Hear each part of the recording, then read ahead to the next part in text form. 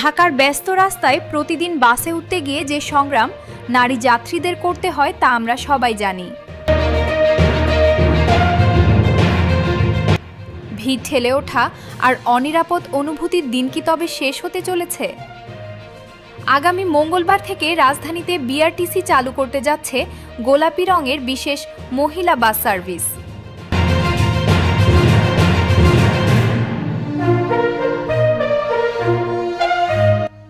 আর সবচেয়ে মজার বিষয় কি জানেন? এই বাসের চালক থেকে শুরু করে কন্ডাক্টর, পুরো টিমটাই নারীদের।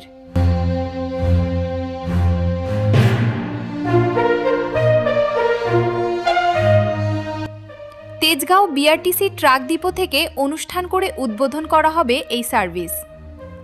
সরকারের নির্বাচনী ইশতেহার বাস্তবায়নের এই উদ্যোগে নারীদের যাতায়াত যেমন নিরাপদ হবে, তেমনি পরিবহন খাতে তৈরি হবে নতুন কর্মসংস্থান। বিআরটিসির এই দারুণ পদক্ষেপ নিয়ে আপনার মতামত কি? ভিডিওটি শেয়ার করে ছড়িয়ে দিন সব নারী বন্ধুদের মাঝে।